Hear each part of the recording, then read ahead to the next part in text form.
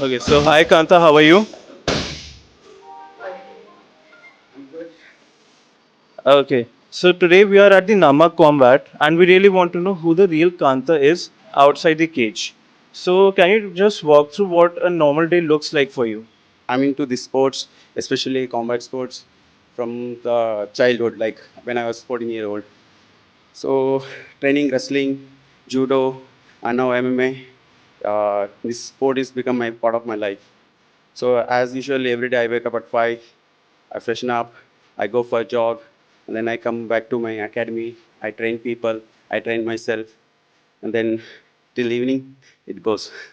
So, what's the first thing you do during the day that sets the tone for your entire day? First thing is when I wake up, I hydrate very well with my nutritional uh, supplements, and then I start with black coffee and ghee, and then I eat some fruits, dry fruits and all, and then I start my training program like workouts and all. Okay, great. So, you mentioned that before entering the MMA, you were into wrestling as well. So, how did wrestling start for you at such a young age? Uh, Basically, I'm a fourth generation wrestler in my family. My father, grandfather, and great father, everyone was a wrestler from background. When I started wrestling, I wanted to become a Olympic champion. I wanted to represent India. I want to win medal for India. So, but in my small town, I didn't have any opportunity or facility to train and pursue my sports career. So I moved into Bangalore. I couldn't find the wrestling place to train, but I found judo, and then I started training judo. I became a national champion, and later, after a few years, I started MMA, and then today I'm here. So, as we can see today, every young athlete is looking to become the next Kantha Raj. But who did you look up to when you started your MMA journey? Uh, when I was kid, I told as basically I'm from small town. I always wanted to become something. I wanted to prove the world small town people can achieve whatever they want. If they dream it, definitely they're gonna make it. That is the one motto I had since kid. So that keep pushing me to achieve something myself.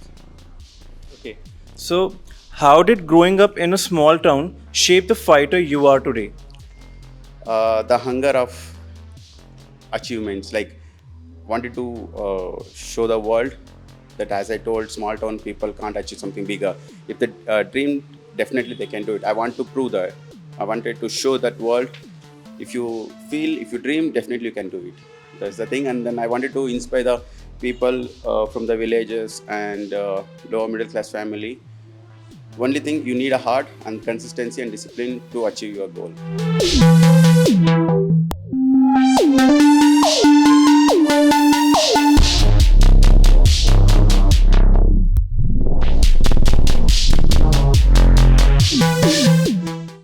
Okay, so what was going through your mind when you entered the cage for the first time?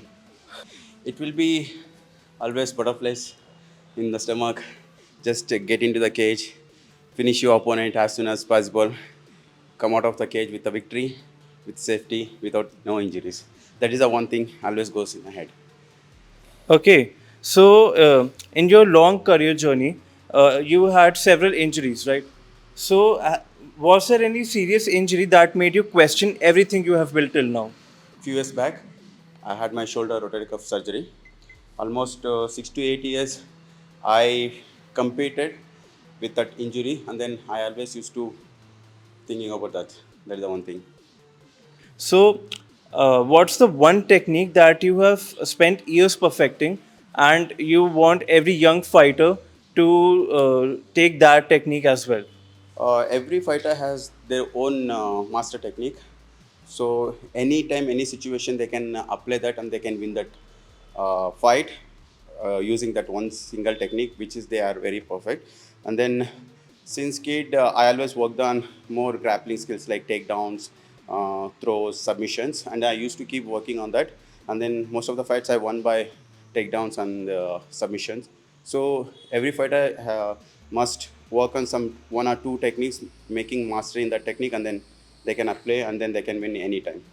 So, as you are known as the Indian grappler, can you tell us what grappling actually is? It's a grappling is body contact sports like wrestling, judo, jiu-jitsu. Most of the time in this grappling sport, you have to grab your opponent, take down, and then ground and pound, and then you can submit, controlling on the ground. You can go for locks, chokes, and all. This is called grappling. Other thing is striking, like boxing, kickboxing, punches and kicks. It's called striking. Do you feel Indian fighters get the respect they deserve and the equal opportunities as the other sports? I don't think so because in our country people love very few sports. As I seen in my personal experience, I haven't get that recognition so far. आज तक के लिए मुझे recognize होना था. I haven't get that because of people they don't have awareness about these sports. Especially they have only some particular sports like cricket or something, athletics and all.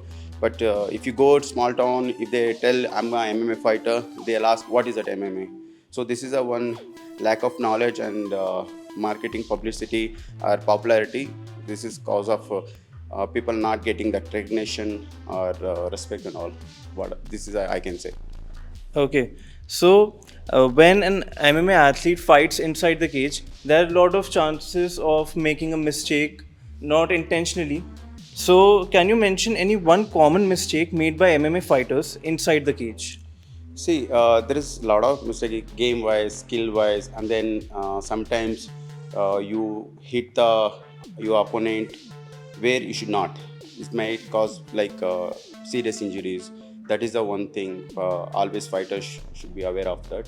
Except that MMA is little brutal. We need to hit him. He will get hit. This is all about how you strong, how you take the hit and then stand up every time you get hit. What's your pre-fight ritual that gets you in the zone? Like I'm very deep into spiritual things. I follow Lord Hanuman. I pray, I chant, and then I stay calm myself as much as I can, and then I'll be very focused, and then I'll be less talking, silent until the fight finish. Okay.